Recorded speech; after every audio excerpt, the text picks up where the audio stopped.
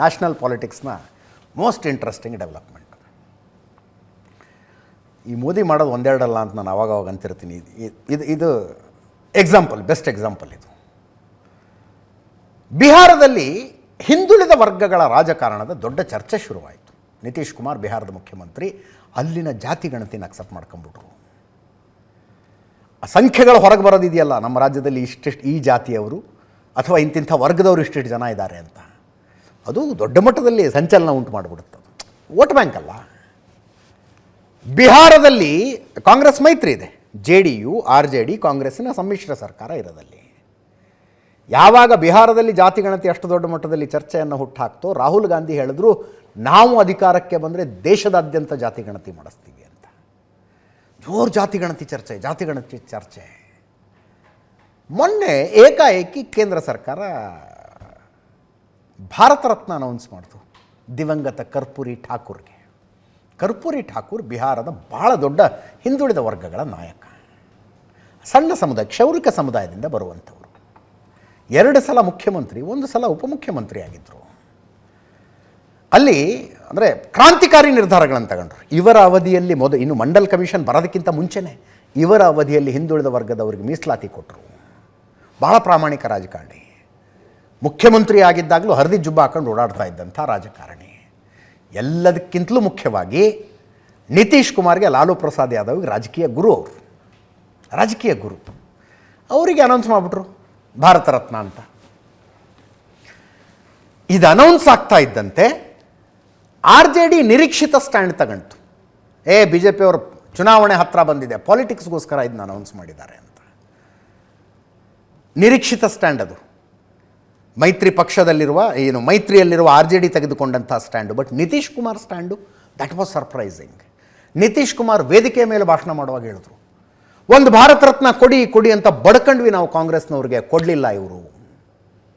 ಈಗ ಮೋದಿ ಕೊಟ್ಟಿದ್ದಾರೆ, ಮೋದಿಗೆ ಧನ್ಯವಾದ ಅಂದ್ಬಿಟ್ರು. ಪೊಲಿಟಿಕಲ್ ರೈವಲ್ಸು INDIA ಅನ್ನುವ ಮೈತ್ರಿಕೂಟ, ಆ ಮೈತ್ರಿಕೂಟಕ್ಕೆ ಸಂಚಾಲಕರು ನಿತೀಶ್ ಕುಮಾರ್ ಆಗಬೇಕು ಅಂತ ಚರ್ಚೆ ಇದೆ. ಮೋದಿಯನ್ನು ಈ ಸಲ ಸೋಲ್ಸೋದಕ್ಕೆ, BJP ಅಧಿಕಾರಕ್ಕೆ ಬರದೇ ಇರೋ ಹಂಗೆ ನೋಡಿಕೊಳ್ಳೋದಕ್ಕೆ ನಾವೆಲ್ಲ ಒಂದಾಗಬೇಕು ಉಳಿದ ಪಕ್ಷಗಳು ಅಂತ ಪ್ರಪೋಸಲ್ ಇಟ್ಟಿದ್ದೇ ಈ ನಿತೀಶ್ ಕುಮಾರು. ಮೊದಲನೆಯ ಮೀಟಿಂಗನ್ನು ತಮ್ಮ ರಾಜ್ಯದ ರಾಜಧಾನಿ ಪಾಟ್ನಾದಲ್ಲಿ ಕರೆದಿದ್ದೇ ನಿತೀಶ್ ಕುಮಾರು. ನಿತೀಶ್ ಕುಮಾರ್ ಕರೆದ ಸಭೆಗೆ ಸೋನಿಯಾ ಗಾಂಧಿ, ರಾಹುಲ್ ಗಾಂಧಿ ಹೋಗಿದ್ರು, ಮಲ್ಲಿಕಾರ್ಜುನ್ ಖರ್ಗೆ ಅವರು ಹೋಗಿದ್ರು. ಆ ಮೂಮೆಂಟ್ ಸ್ಟಾರ್ಟ್ ಆಗಿದ್ದು ಇವರಿಂದ. ಮೋದಿನ ಈ ಸಲ ಶತಾಯಗತಾಯ ನಾವು ಅಧಿಕಾರಕ್ಕೆ ಬರಕ್ಕೆ ಬಿಡಬಾರ್ದ್ರಿ ಅಂತ ಹಂಗೆ ಸ್ಟಾರ್ಟ್ ಮಾಡಿದವರು. ಅದು ಆಮೇಲೆ ಬಿಡಿ, ಅದು 5 ಮೀಟಿಂಗ್ ಆಯಿತು, INDAಯಲ್ಲಿ ಏನೇನಾಗಬೇಕು ಆಯ್ತದು. ಏಕಾಏಕಿ ಕರ್ಪೂರಿ ಠಾಕೂರ್ಗೆ ಭಾರತ ರತ್ನ ಕೊಟ್ಟಿದ್ದನ್ನು ವೇದಿಕೆಯ ಮೇಲೆ ಭಾಷಣದಲ್ಲೇ ಧನ್ಯವಾದ ಮೋದಿಗೆ ಅಂದ್ಬಿಟ್ರು. ಅಷ್ಟೇ ಆಗಿದ್ರೆ ಪರವಾಗಿಲ್ಲ, ಅದು ಯಾಕೆ ಆ ವಿಷಯ ಮಾತಾಡಿದ್ರು, ಇನ್ನೂ ಒಂದು ವಿಷಯ ಮಾತಾಡ್ಬಿಟ್ರು.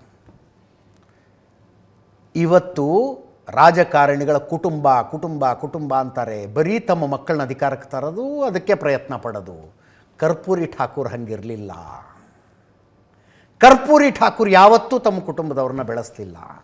ನನ್ನ ನೋಡಿ ನಾನು ನನ್ನ ಕುಟುಂಬದವ್ರನ್ನ ಬೆಳೆಸಿಲ್ಲ ಅಂದರು. ಈ ಮಾತು ಎಲ್ಲಿಗೆ ಚುಚ್ಚುತ್ತೆ? ಯಾರಿಗೆ ಚುಚ್ಚುತ್ತೆ ಈ ಮಾತು? ಬಿಹಾರದ ಮುಖ್ಯಮಂತ್ರಿಗಳು ಮಾತಾಡ್ತಿದ್ದಾರೆ ವೇದಿಕೆಯ ಮೇಲೆ. ಅದೇ ವೇದಿಕೆಯ ಮೇಲೆ ಉಪಮುಖ್ಯಮಂತ್ರಿಗಳಿದ್ದಾರೆ. ಉಪಮುಖ್ಯಮಂತ್ರಿಗಳು ಯಾರು? ತೇಜಸ್ವಿ ಯಾದವ್. ಯಾರ ಮಗ? ಲಾಲೂ ಪ್ರಸಾದ್ ಯಾದವ್ ಮಗ. ಬಿಹಾರದ ಹಾಲಿ ಉಪಮುಖ್ಯಮಂತ್ರಿ ಅಪ್ಪನೂ ಬಿಹಾರಕ್ಕೆ ಮುಖ್ಯಮಂತ್ರಿ ಆಗಿದ್ದರು, ಅಮ್ಮನೂ ಬಿಹಾರಕ್ಕೆ ಮುಖ್ಯಮಂತ್ರಿ ಆಗಿದ್ದರು.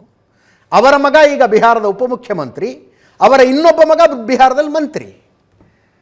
ಉಪಮುಖ್ಯಮಂತ್ರಿ ಇರುವ ವೇದಿಕೆಯ ಮೇಲೆ ಮುಖ್ಯಮಂತ್ರಿಗಳ ಕುಟುಂಬ ರಾಜಕಾರಣದ ವಿರುದ್ಧ ಭಾಷಣ ಮಾಡಿದ್ರು. ಇವತ್ತಿನ ರಾಜಕಾರಣಿಗಳು ಬರೀ ಕುಟುಂಬ ಬೆಳೆಸೋದು. ಕರ್ಪೂರಿ ಠಾಕೂರ್ ನೋಡಿ ಯಾವತ್ತೂ ಫ್ಯಾಮಿಲಿಯವ್ರನ್ನ ಹತ್ರ ಬಿಟ್ಕೊಳ್ಳಿಲ್ಲ. ನಾನು ಹತ್ರ ಬಿಟ್ಕೊಳ್ಳಿಲ್ಲ ನನ್ನ ಫ್ಯಾಮಿಲಿನ ಅಂತ. ಸಹಜ, ಚುಚ್ಚದಂಗಾಗತ್ತೆ RJD ಅವರಿಗೆ. ಅದರದ್ದು ಪರಿಣಾಮ ಎಲ್ಲಿ ತನಕ ಬಂದಿದೆ ಅಂದರೆ, ಈಗ ಮುಂದಿನ ಸರ್ಕಾರ ಯಾರ್ದು ಒಂದು ಚರ್ಚೆ ಮಾಡೋ ಲೆವೆಲಿಗೆ ಬಂದಿದೆ ಬಿಹಾರ್ನಲ್ಲಿ. ಕೇಳಿಸ್ಕೊಳ್ಳಿ ಒಂದು ಸಲ ಅವ್ರದ್ದು ವೇದಿಕೆ ಮೇಲೆ ಮಾತಾಡಿತ್ತು.